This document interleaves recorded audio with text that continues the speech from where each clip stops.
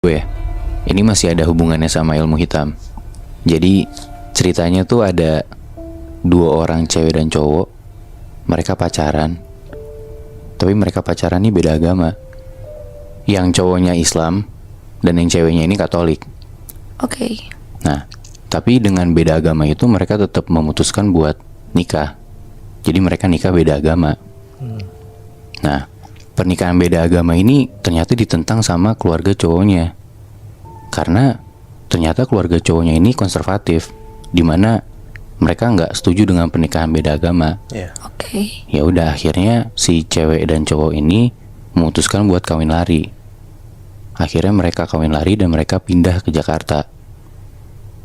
Awalnya tuh semuanya baik-baik aja, nggak ada masalah segala macam. Dan ada suatu waktu ketika si cowok ini harus kerja. Nah, si cowok ini tuh backgroundnya dia kerja di bagian perkapalan atau pelayaran. Gue nggak terlalu paham dia nakoda atau perwira kapal. Intinya dia harus kerja tuh, dia melaut dan dia cuma bisa pulang 6 bulan sekali. Oke. Nah, berarti kan istrinya tinggal sendiri dong. Si istrinya ini tinggal di sebuah apartemen lah. Nah, beberapa kali tinggal sama suaminya tuh istrinya nggak apa-apa, dia baik-baik aja. Tapi entah kenapa masuk ke tahun kedua, ada satu momen di saat suaminya ini lagi melaut, si istrinya tuh nelponin dia bilang kayak, kamu kapan pulang? Aku nggak ada yang nemenin nih. Terus dia nangis-nangis segala macem. Dan suaminya ini bingung, itu tuh nggak kayak dia yang biasanya. Tapi ya suaminya nyoba nenangin istrinya dan akhirnya dia bisa kerja lagi. Tapi beberapa hari kemudian si istrinya ini sempat nelponin suaminya dan gak diangkat karena suaminya lagi sibuk kerja. Setelah beberapa miss call itu, pas suaminya ngeliat HP, chat terakhir dari istrinya, dia ngomong help. Oke. Karena si suaminya khawatir, akhirnya dia langsung ngehubungin orang kepercayaan suaminya. Ya mana orang kepercayaan ini tuh adiknya si cewek ini.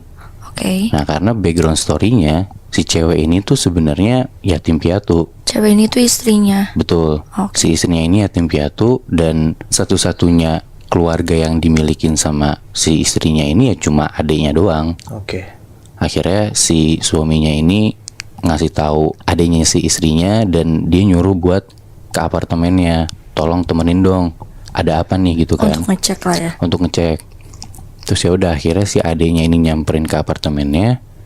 Dia ketok pintu apartemennya, nggak ada jawaban. Akhirnya didobrak lah apartemennya itu. Dan lu tahu apa yang dia lihat? Apa?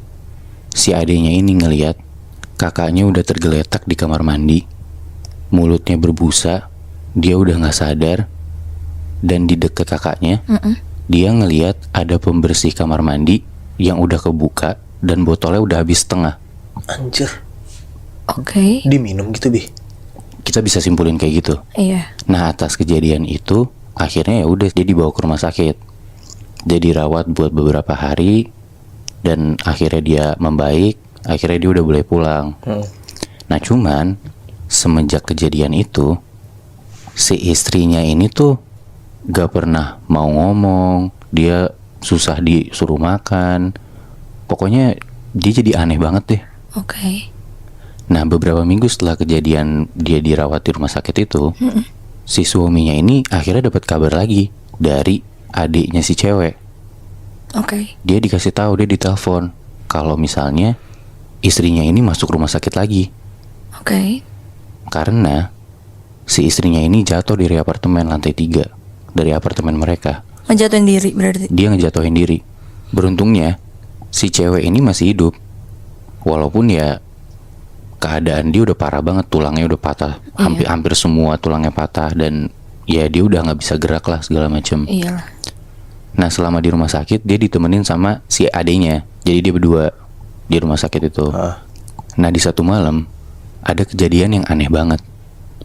Dalam keadaan cewek ini tulangnya hampir patah semua, dia udah diperban dan kedua tangannya tuh dikasih papan gitu karena patah kan tulangnya. Tiba-tiba si cewek ini bisa berdiri. Dia bangun dari tempat tidurnya. dia ngambil pisau buah di kamar rawatnya itu, terus dia nyoba buat nusukin pisau ini ke lehernya dia sendiri. Fuck. Oke. Untungnya karena dijagain sama si adenya ini bisa nyegah. Oke. Akhirnya si cewek ini nggak berhasil lah buat nusukin pisau ke lehernya dia. Gara-gara kejadian itu, si adenya ini bingung banget, kayak gimana caranya kakak gue tulangnya udah patah kok masih bisa bangun, bahkan dia ngelakuin ini udah aneh banget. Secara medis nggak mungkin bisa gitu loh. Akhirnya si adenya ini punya pikiran buat manggil orang pintar dalam tanda kutip. Karena nggak mungkin kakak gue bisa kayak gini. Dan medis pun nggak berhasil nyelamatin kakak gue, istilahnya gitu kan. Ya udah, akhirnya si adenya ini manggil orang pintar, dia dateng, dan akhirnya si adenya ini dikasih tahu sama orang pintar ini sesuatu hal yang ngagetin dia banget. Yang mana dia langsung ngasih tahu ke suami kakaknya. Dia bilang kalau ternyata kakaknya ini punya kecenderungan buat bunuh diri itu bukan karena kemauannya dia. Tapi karena dia ini dikirimin ilmu hitam sama orang. Dan lu tahu siapa orang yang ngirimin? Siapa? Ternyata yang ngirimin itu adalah keluarga si cowoknya. Keluarga cowok ini dari awal kan gak setuju sama pernikahan mereka. Makanya keluarga si cowok ini nyari cara gimana misahin mereka berdua. Tapi di sisi lain, si keluarga cowok ini tuh beranggapan kalau perceraian tuh masih suatu hal yang aib gitu, masih tabu. Makanya keluarga si cowok ini nyari cara gimana misahin mereka berdua tanpa adanya perceraian. Sampai akhirnya keluarga si cowok ini berkesimpulan buat ngebunuh aja nih si cewek. Ngerti. Jadi lu bayangin aja, lu dikirimin ilmu hitam dari orang tua lu sendiri buat nyelakain pasangan lu.